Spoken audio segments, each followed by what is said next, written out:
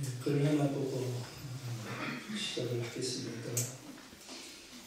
배경을 살펴보니까 눈이 올 것만 같은 겨울밤이었던 것 같아요.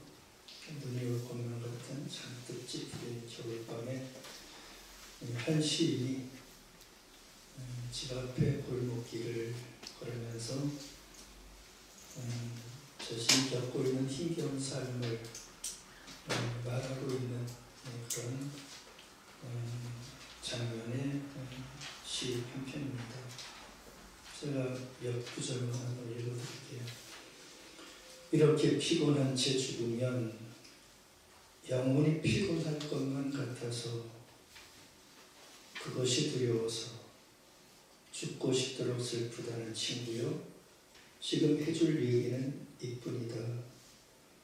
내가 켜더니 옹색한 전지불빛에 생은 명료해지는 대신 용기를 잃을까 또 두렵다 하는 짤막한 시입니다.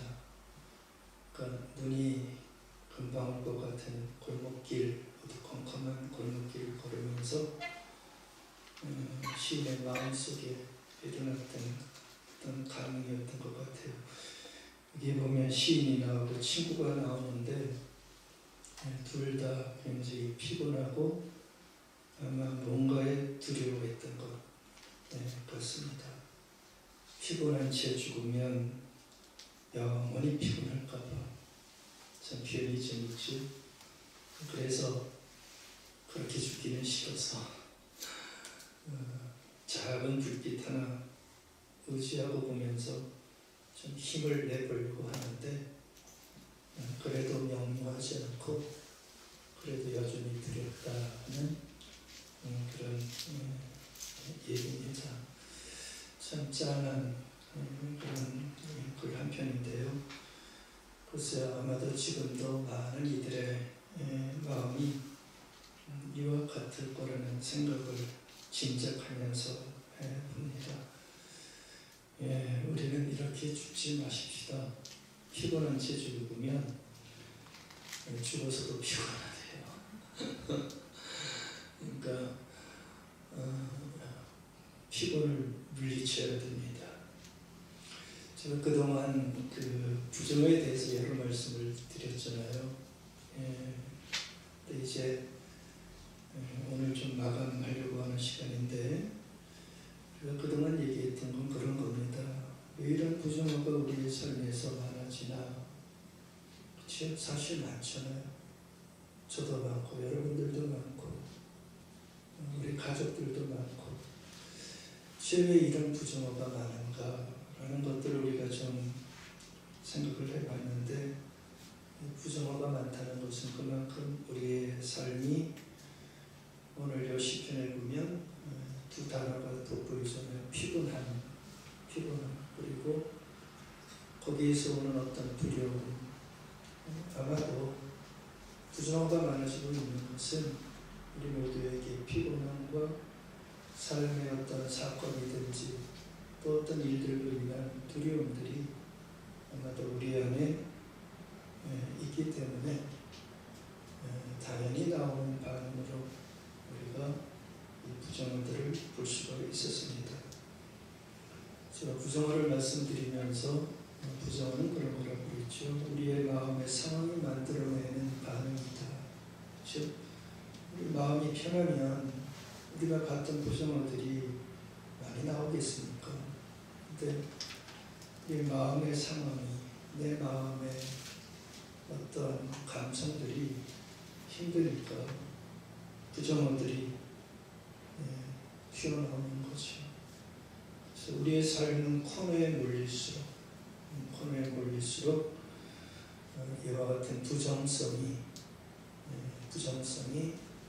냉소성이 강해질 수밖에 없고 많이 나올 수밖에 없으면 그것이 나를 만들어가는 그런 아픔을 갖게 되어지는 것입니다.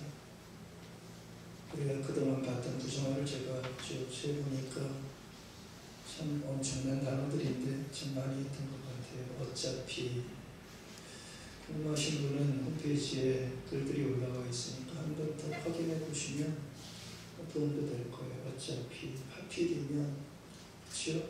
억지로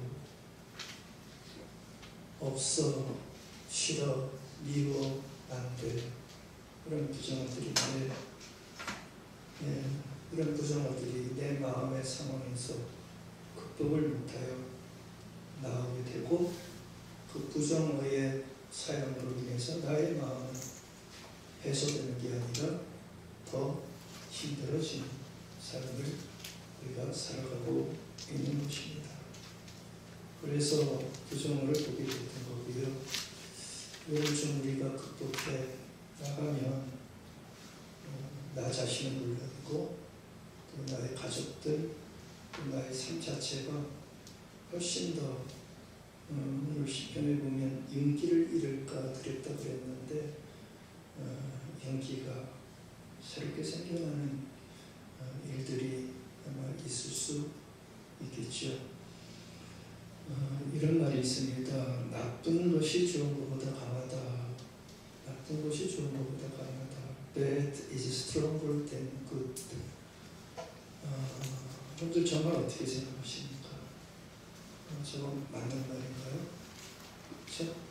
어떻게 생각하세요? 나쁜 게 좋은 것보다 강하다, 세다, 영향력이 많다. 저는 맞는 말이라고 봅니다.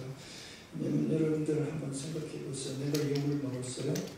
또 한쪽에서는 칭찬을 받았어요. 어떤 게 오래 가죠? 칭찬받은 거 오래 가시는 분은 들어주세요. 없으실 거예요. 칭찬은 잠깐이에요. 근데 뭔가 한번 안 좋은 소리, 욕을 한번 들으면 얼마나 오래 갑니까? 두고 생각이 나서 또 섭섭한 게 얼마나 오래 갑니까? 아무리 잘해줬던 과거가 있어도 딱 한 번 섭섭해지면 그렇게 오래 가는 것 우리가 볼 수가 있습니다. 나쁜 기억은 좀 없으시면 좋은데 꾸역꾸역 생각이 나고 좋은 기억은 다 진돌해 버리는 걸 보면 저 말은 맞는 거예요. 나쁜 것보다 좋은 게 훨씬 더 강하다. 여러분들 우리가 저런 구절을 안다면 참 조심해야 되지 않겠습니까? 그렇죠? 구태여 쪽에 나쁘다는 것을 아는데 자꾸 꼬집어낼 이유가 없잖아요. 근데도 우리는 그걸 못하는 거예요. 나쁜 것만 자꾸 생각하는 거예요. 어떤 사건이든 어떤 자기의 삶에서 일어나는 것. 그래서 자신의 삶에 영향을 강하게 미치게 만드는 거죠. 여러분들 나쁜 것들이, 나쁜 기억, 나쁜 감정, 두려움 이런 것들이 우리의 기분을 좌우해버립니다. 내가 그것을 뭐라고 할까요? 그래서 조절을 하지 못하면 더 나아가서 우리의 삶의 선택을 나의 그 나쁜 상황으로 결정을 해버리는 거예요. 그래서 오판을 많이 하게 되는 거죠. 흥분해서, 분노해서 뭔가를 자꾸 결정해 나가는 거예요. 바로 거기에서 우리의 삶이 방향이 완전히 달라지는 그러한 모습을 실제로 우리가 겪었고 겪을 수가 있는 겁니다. 그래서 이런 것들에 우리가 사로잡히면 굉장히 두려워지죠. 굉장히 두려워지고 심하면 공포에 빠져서 어찌할 바를 모르는 그러한 삶을 살아가게 되는 겁니다. 그러니까 이 부정어들을 보고 또 이 부정어가 우리의 삶에 굉장히 큰 영향력을 미친다는 것들을 우리가 알고 있다면 대응해야 됩니다. 우리는 좀 그랬으면 좋겠어요.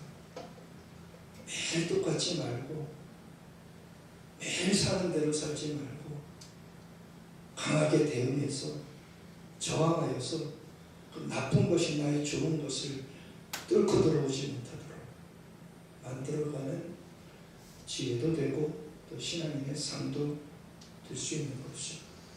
그런데 대응할 수 있거든요. 이 대응이 안 된다면 그게 참 문제가 큰데 대응할 수 있거든요. 감사로 대응할 수도 있고요. 기쁨으로도 대응할 수 있고요. 우리 계속 봤던 게 그런 것들이에요. 자족함, 만족, 믿음, 사랑. 조금만 내 안에 이렇게 들어오게 만들면 이 부정성이 만들어내는 나의 부정어들이 차츰차츰 힘을 잃어버리게 할 수가 있는 겁니다. 오늘 본문을 잠깐 좀 보시면 이 오늘 본문에 보면 우리 바로 신앙인들이 어떤 부정적인 상황에 처했을 때 해야 될 어떤 굉장히 중요한 배움 또 가져야 할 모습이 거기에 나와요. 저는 오늘 이 본문을 우리 그동안 봤던 부정어의 종합으로 이 본문을 오늘 좀 살펴보게 됐어요. 사건은 여러분들이 너무 다 잘 아시죠? 제자들이 배 타고 가는데 큰 풍랑이 돌지 않습니까? 제자들은 당황했지만 주님 일거의 그 상황을 평정하시고 그것을 해결해 주신 바로 그 모습을 우리가 이 본문에서 볼 수가 있습니다. 여러분들이 본문을 보시면 그 자세히 묘사하고 있진 않아요. 이 제자들의 어떤 그 당시의 모습을. 근데 이 광풍이라고 표현되어지고 있는 이 부정적인 상황에 우리가 얼핏 보는 그 모습은 뭐냐면 제자들이 완전히 거기에 지배당하고 있다는 거. 이걸 우리가 꼭 좀 눈여겨봐야 됩니다. 어떤 부정적인 상황이 벌어지고 있잖아요. 여기에서는 광풍이에요. 굉장히 어떤 위험한 상황인데 상징적인 상황으로 들으셔도 돼요. 그런 위험적인 상황에 이 제자들이 어떻게 되고 있어요? 완전히 지배당하고 있다는 거예요. 완전히 지배당하고 있다는 거예요. 바람이 불어와요. 처음에는 대수롭지 않게 여겼겠죠. 근데 웬걸 이게 바람이 만만치 않게 불어오는 거예요. 모든 어려움 그렇게 오잖아요. 그렇죠? 빗대어서 생각해 보시라고요. 처음에는 요만한 구멍에서 시작한 거예요. 근데 이게 점점점 커지더니 여기에는 어부들도 있었다고 그러는데 이게 심상치 않은 바람으로 막 변하는 바로 그 순간이 그들에게 다가온 거죠. 이들이 아무리 어부였지만 결국은 역부족을 느끼게 되지 않습니까? 돛대를 잡고 배에 차고 있는 물들을 퍼내고 있지만 감당할 수 없을 어떤 상황이 지금 펼쳐지고 있는 겁니다. 저는 여기서 좀 생각을 해봤어요. 이 묘사는 하고 있지 않는데 아마 그 일련의 과정 속에서 제자들이 우리가 봤던 이 부정어들을 아마 그대로 썼을 것 같다는 생각이 들어가더라고요. 하필이면, 그렇죠? 하필이면이잖아요. 아니 그 많고 많은 배 또 나가는 시간 가운데 왜 하필이면 이 시간에 우리에게 이 큰 바람이 위험이 닥쳐서 이렇게 힘들게 하냐? 하필이면 왜 나냐?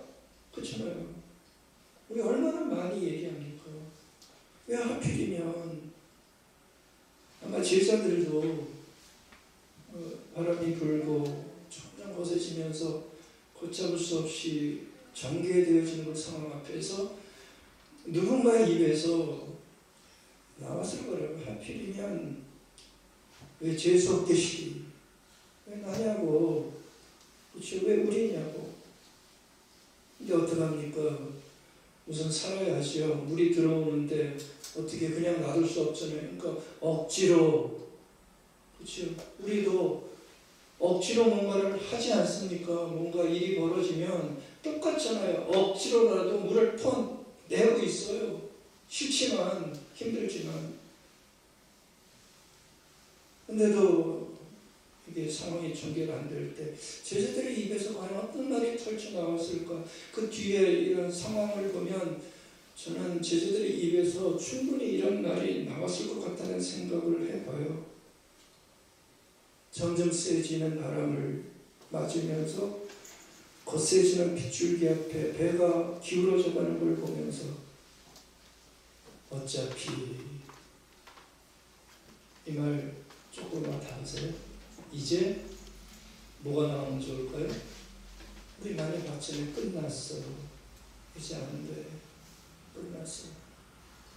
글쎄요, 이런 얘기 했을지 안 했을지는 잘 모르겠지만 저는 그냥 했다고 얘기하고 싶어요. 왜냐하면 뒤에 부분을 보십시오. 제자들 그러잖아요. 상황이 이 지경인데 주님 찾잖아요. 근데 이 지경인데 주님 어디 가셨어? 없잖아. 없어. 그렇죠?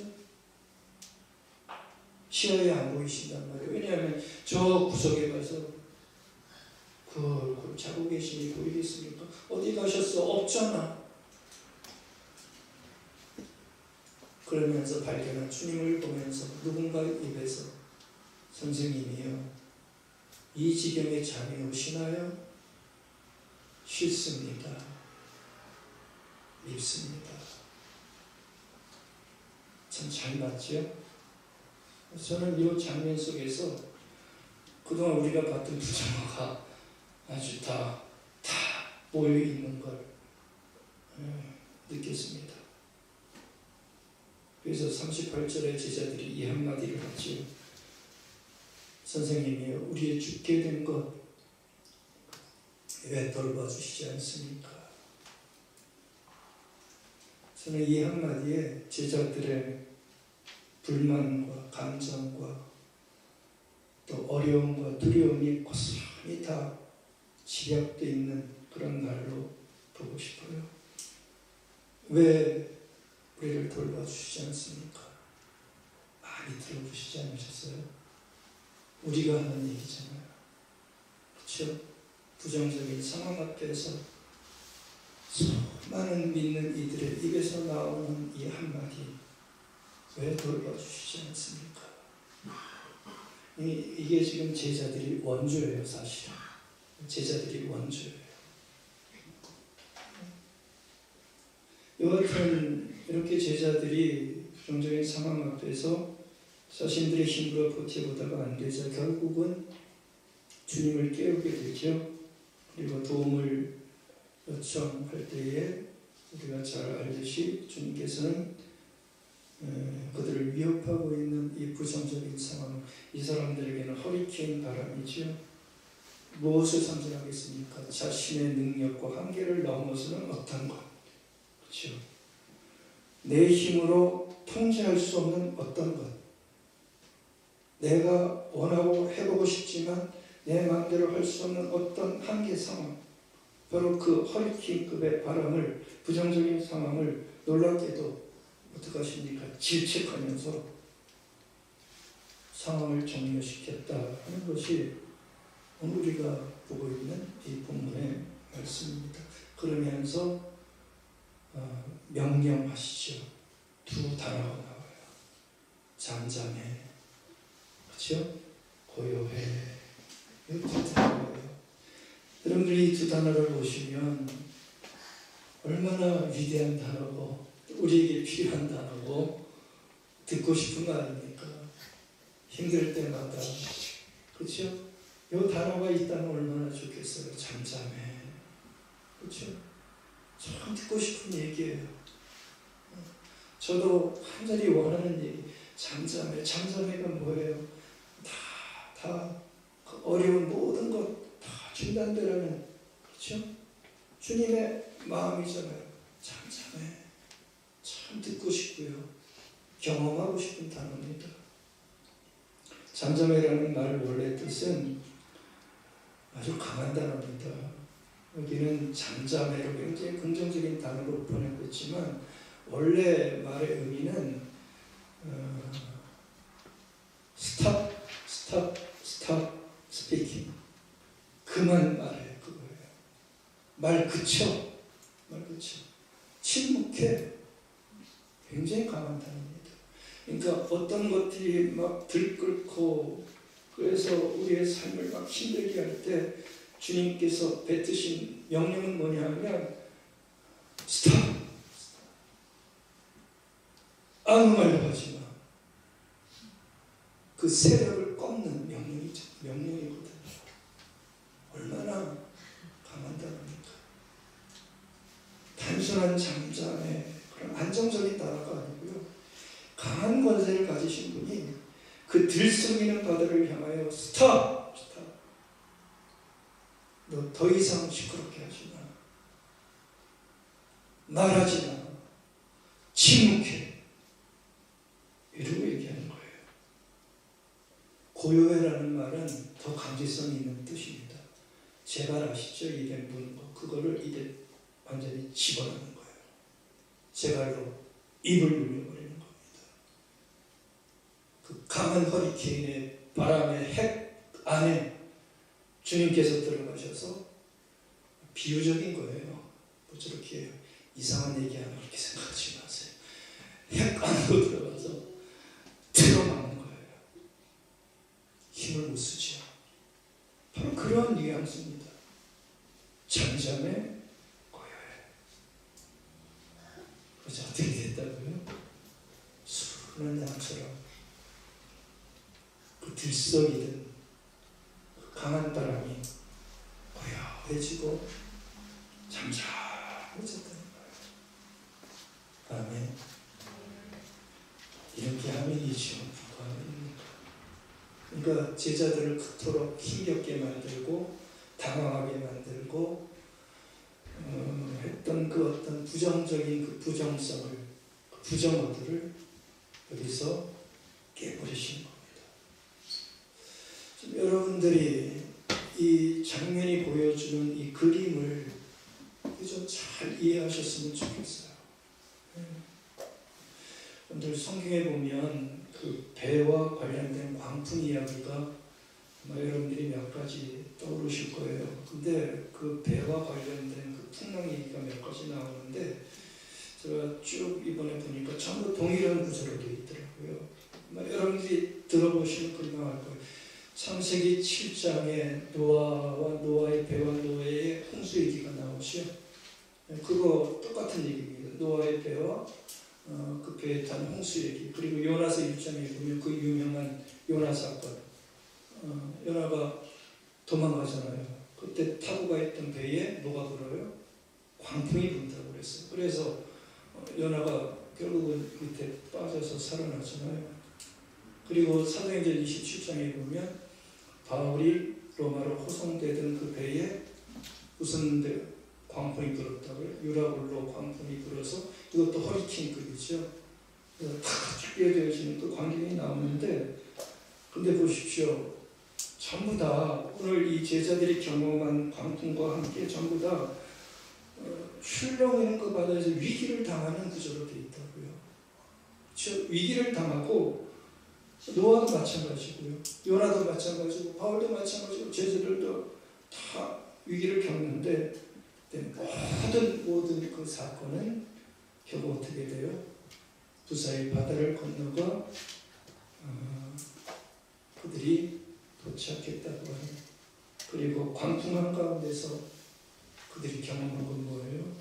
전부 다 하나님의 능력을 그 파도치는 광풍 안에서 전부 다 하나님의 능력을 경험해요. 이거 대단한 그림을 우리에게 주는 겁니다. 그러니까 이런 걸 우리는 눈치채야 돼요. 도대체 이 광풍 얘기와 배 얘기가 왜 우리에게 자꾸 들려져야 하는지.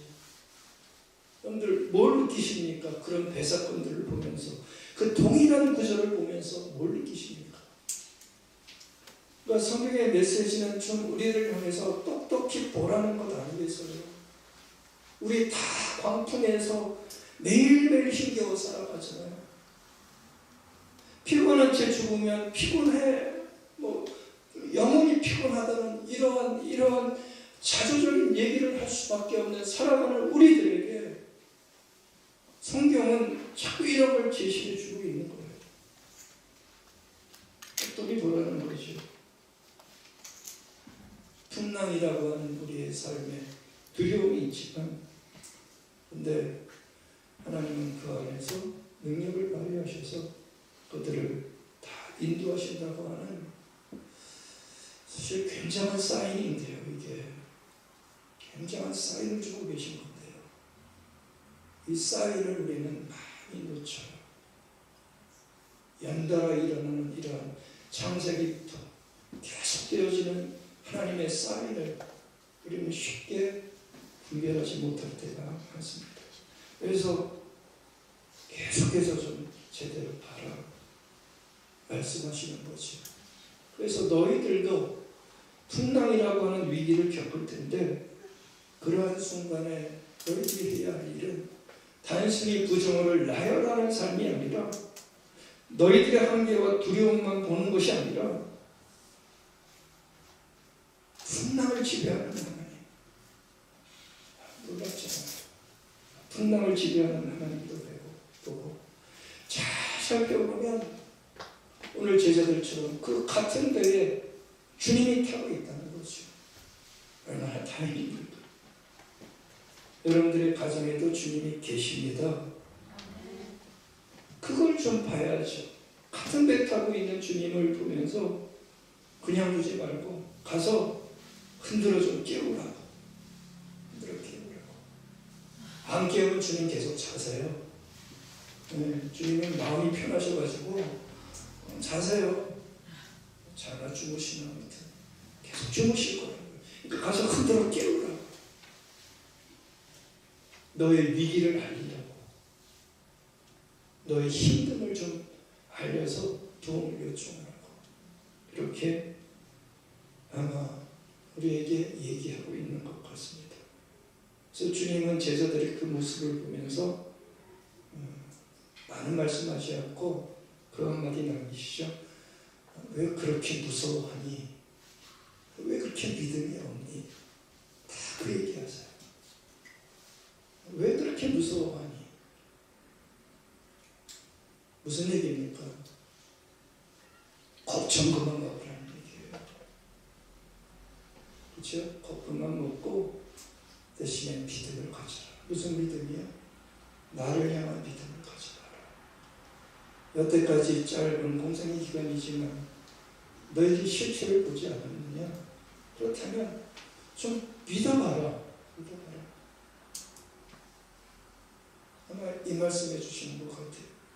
저는 복음서 기자들이 이 말을 기록하면서 우리들에게 하고 싶었던 말도 동일한 것으로 보고 있습니다.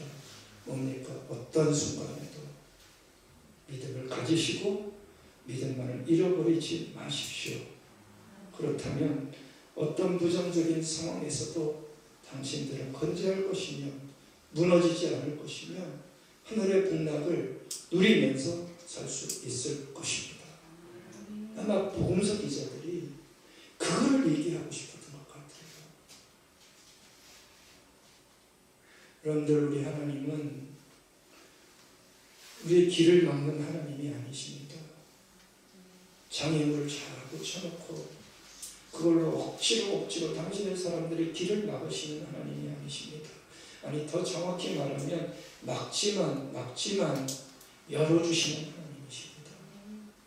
막는 데는 이유가 있겠죠. 그러나 막는 것이 목적이 아니라 길을 열어주시는 하나님의 뜻이 분명히 있습니다. 그래서 우리가 할 일은 다른 것 없어요.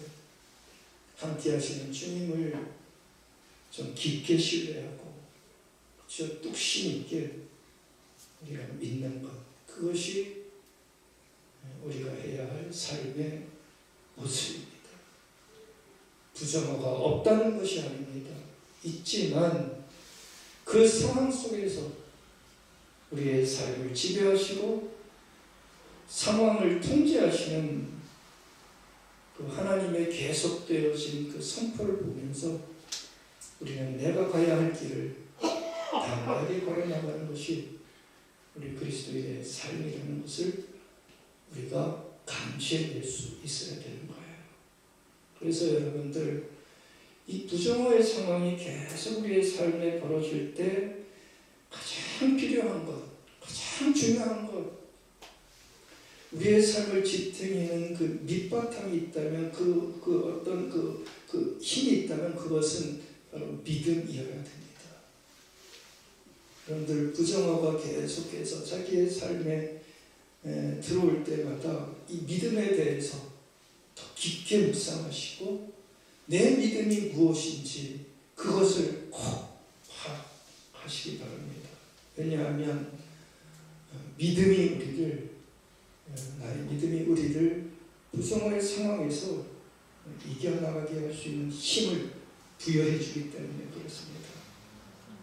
여러분들 믿음이 중요한 이유는 뭐냐면 여러분들 믿음이라고 하는 나의 인식이겠죠. 또 나의 어떤 생각일 텐데 그 믿음이 바로 나와 하나님을 연결시켜주는 어떤 연결점이 되기 때문에 믿음이 중요한 거예요.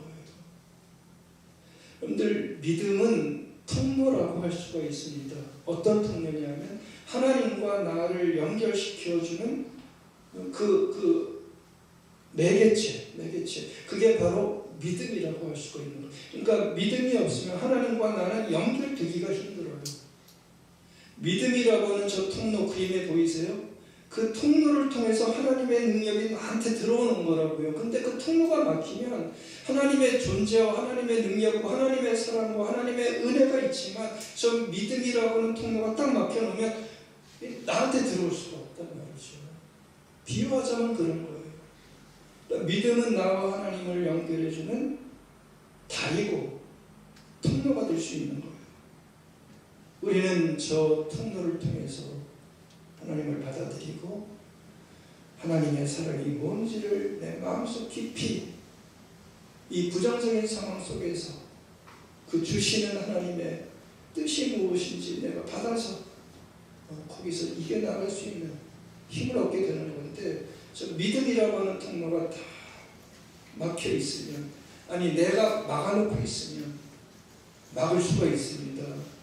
나의 감정과 나의 인식이 저 믿음이라는 통로를 막을 수가 있는데 그래 놓으면 하나님의 참 좋으신 능력과 은총을 우리가 받아들일 수가 없게 되는 거죠. 그런데 믿음이라고 하는 나의 의지적인 결단과 생각을 가지고 그 통로를 열어두게 되어지면 그 통로를 통해서 하나님이 내 안에 들어오시는 거죠. 하나님의 존재가 나를 만나시는 거죠. 그럴 때 우리는 삶의 확장이 일어나고 내 존재의 변화가 일어나고 또 내 생각에 놀라운 변화가 나의 저 믿음을 통해서 일어나게 되는 거예요. 저 믿음이 막히면 우리는 항상 우리의 생각의 범위가 똑같아요.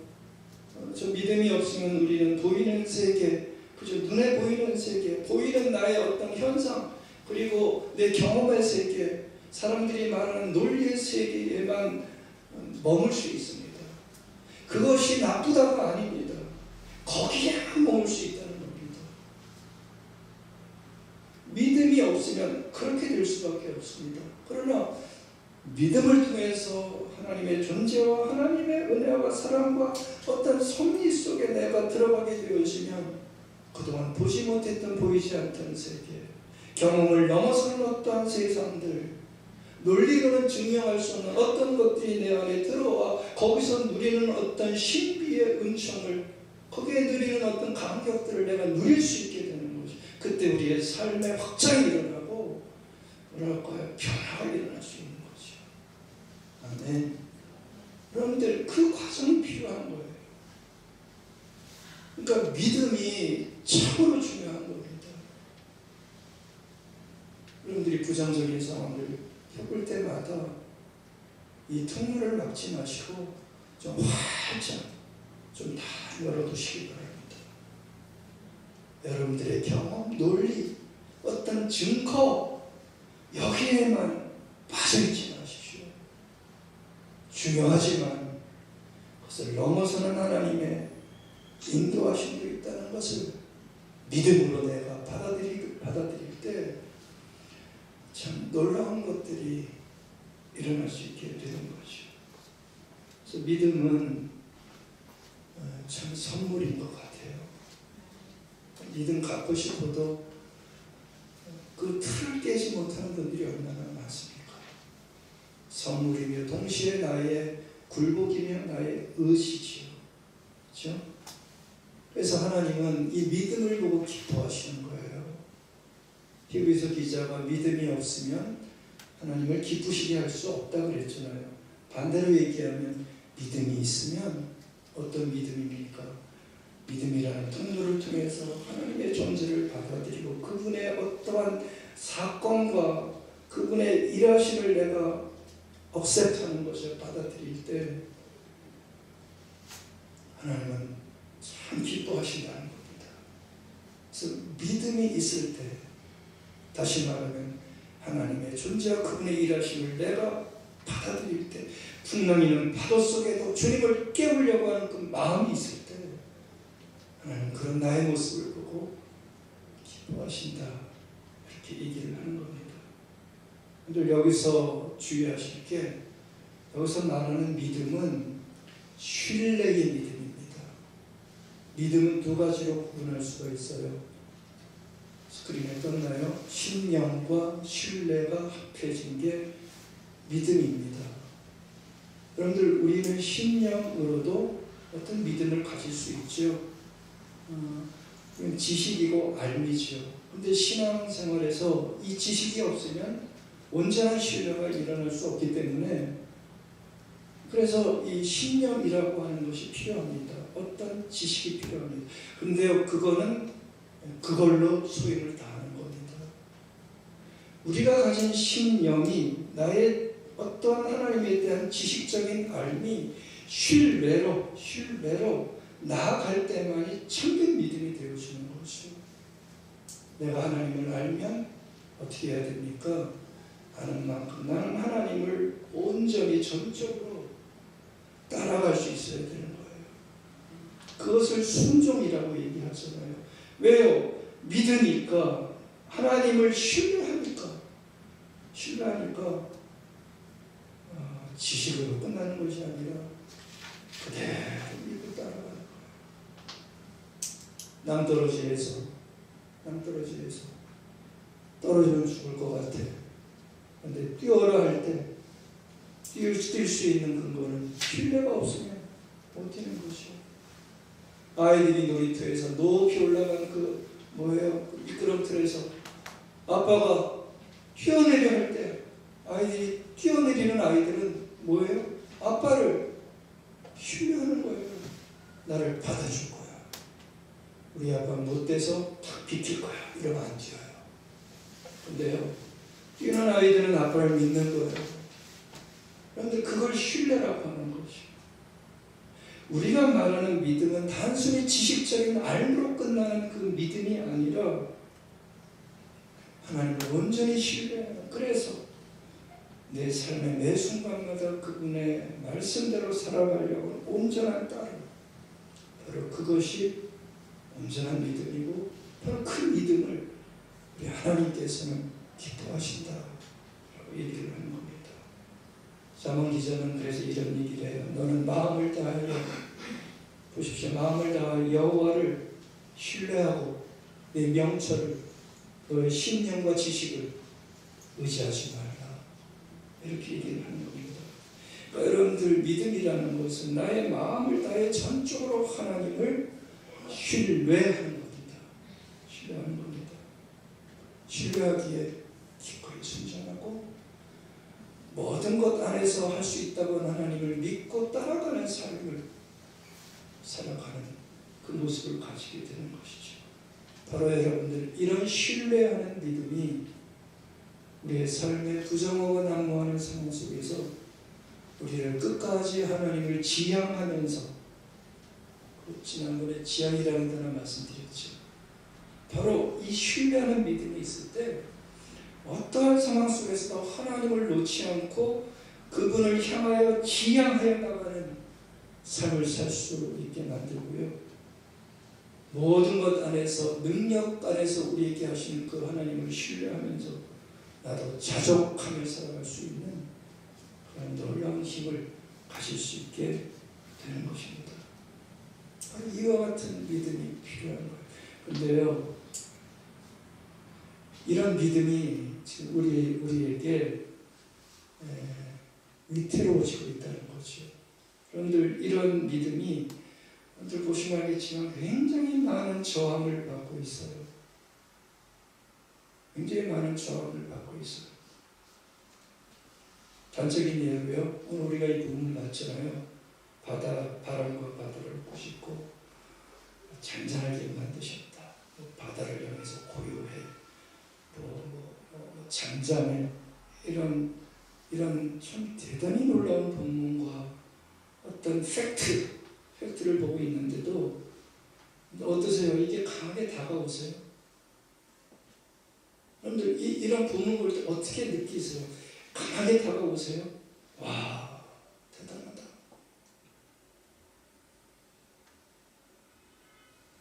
모르겠어요. 많이 들어서 그런지 모르겠지만 제가 볼 때는 더 중요한 이유가 있는 것 같아요. 뭐냐면 지금 이런 사건을 보는 우리의 어떤 눈이, 시각이 어떤 통념 속에 지금 다 사로잡혀 있기 때문에 이런 정말 기가 막힌 사건을 보면서도 별 반응이 없는 모습을 보이게 되는 것 같아요. 통념이라는 단어를 썼습니다. 여러분들, 통념이 뭡니까? 말 그대로 일반 모든 사람들에게 널리 퍼져 있는 어떤 관념, 생각이잖아요. 그렇죠? 너도 이런 생각하고 나도 이런 생각. 그럼 그게 모여서 통념이 되는 거예요. 그렇잖아요. 그게 통념인데, 여러분들, 우리에게 들어와 있는 이 통념이 놀랍게도 이런 본문을 보면서 전혀 놀랍지 않게 보는 어떤 통념 속에 지금 우리가 다 빠져 있다는 거예요. 아십니까? 이런 통념 속에 우리가 지금 다 들어가. 그러니까 이런 본문을 봐도 많은 사람들이 본문을 보는 그 어떤 일반적인 생각 속에 우리도 다 들어가고 있는 거예요. 그걸 우리는 세속적인 통념이라고 그러겠죠. 세속적인 통념 속에 우리도 젖어 있어 갖고요. 이런 본문을 봐도 옛날에 이 초대교회 사람들이 이런 본문을 볼 때 얼마나 놀랍게 봤을까요? 우리는 아무 뭐가 없어요. 아무 뭐가 없어요. 그리고 이상한 얘기를 하기 시작해요. 그러니까 세속적인 통념이 우리의 신앙적인 통념을 지배하기 시작하고 있다는 거죠. 세속적인 통념이 뭡니까? 하나님의 존재와 하나님의 능력을 신화 정도로 여기는 일반적인 생각이죠. 그게 통념이에요. 지금 사람들에게 유포되고 있는. 그리고 보이는 것, 증명될 수 있는 것만 진리라고 믿는 어떤 통념인데 사람들은 이런 걸 믿을 수가 없지요. 이걸 뭐로 증명하겠어요? 그렇죠? 그러니까 그런 것만 진리라고 믿는 통념 속에 빠져 있는 거죠. 거듭 말씀드리지만 과학을 저는 부정하지 않아요. 통념이 참 중요합니다. 그러나 그것만을 진실이라고 얘기하기는 부족하다는 거죠. 그러니까 이런 넓은 본문을 봐도 믿음이 생기는 게 아니라 나 믿음 가져야지. 풍랑을 잠잠케 하신 주님이 계시니 나 열심히 믿음 가져야지. 이쪽으로 안 나가요. 안 나가요. 그냥 그걸로 목사들 설교하는 걸로 끝나요. 빅토르 위고가 유명한 얘기가 있어요. 군대의 침공에는 저항할 수 있지만 사상의 침공에는 저항할 수 없다. 사상의 침공이 이데올로기, 관념, 통념의 영향력이 얼마나 센지를 너무나 잘 보여주고 있는 얘기입니다. 여러분들, 통념은 진실은 아닙니다. 왜냐하면 주님도 공생의 기간 중에 깨신 게 뭐예요? 그 사람들의 통념을 깨신 거잖아요. 통념이 항상 진실은 아닌 거거든요. 그렇죠? 통념은 어쩌면 집단의 편견으로 밝혀질 때가 꼭 있습니다. 그리고 통념은 깨지면서 발전하는 겁니다. 그런데도 우리가 신앙에 대해 사람들이 가지고 있는 이 세속적인 통념에 저항하지 못하고 거기에 오히려 젖어 들어가고 있어요. 그러니까 이런 본문이 참 크게 우리에게 다가오지 않게 되는 거죠. 하나님에 대한 통념, 신앙에 대한 통념, 기독교와 교회에 대한 반갑지 않은 이런 통념들 하나하나 제가 말씀드리지 못하지만 지금 이런 통념에 우리 교회와 신앙인들이 참 많이 부의되어 있는 것만은 확실합니다.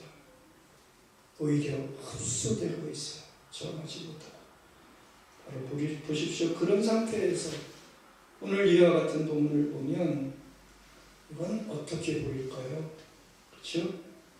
이건 사실과는 상관없는 소위 기독교의 교주라고 행하는 사람이 부리는 어떤 종교성으로 부풀려진, 그렇죠? 모든 경전에 보면 다 이런 거 나오잖아요. 석가모니도 기적행하고 다 그런 것처럼 그 정도로 밖에 보지 않는 지금 몇 빠지는 본문이 되는 거죠. 더 많은 말씀드리지 못하지만 우리들만이라도 이 놀라운 본문을 이렇게 보지 않았으면 좋겠습니다.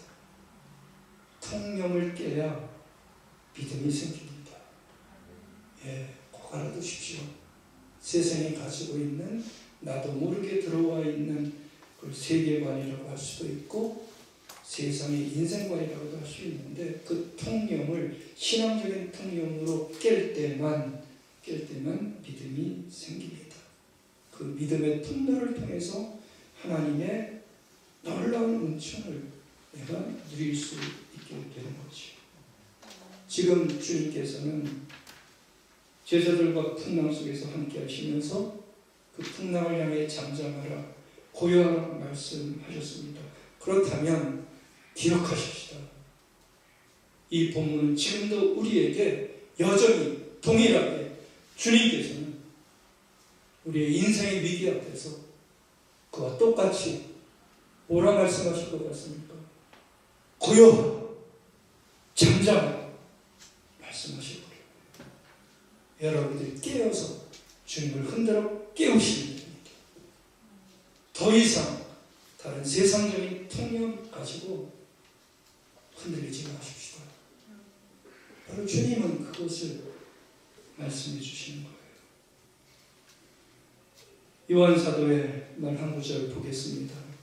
하나님의 자녀는, 잘 보십시오. 하나님의 자녀는 누구나 다 세상을 이겨냅니다. 아멘. 세상을 이기는 승리의 길은 보십시오. 곧 여러분의 믿음입니다. 세상을 이기는 사람이 누구입니까? 잘 보십시오. 예수께서 하나님의 아들이시라는 것을 믿는 사람이 아니겠습니까? 여러분들, 저게 바로 신앙인들이 가져야 될 일반적인 생각입니다.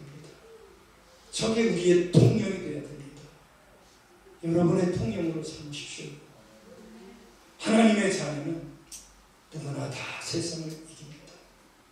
시편 2자 얘기합니다.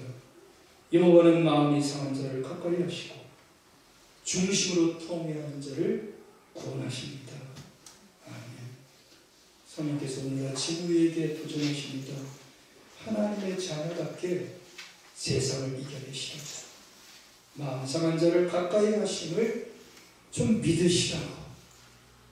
풍랑을 잠잠케 하신 주님은 여전히 나의 주님이시라고 도전하시는데 여러분들 믿음으로 받으셔서 여러분들이 가지고 있는 부정적인 상황 앞에 눌리지 마시고 매 순간 이겨나가시는 인생 꼭 살아가실 수 있기를 부탁드리겠습니다.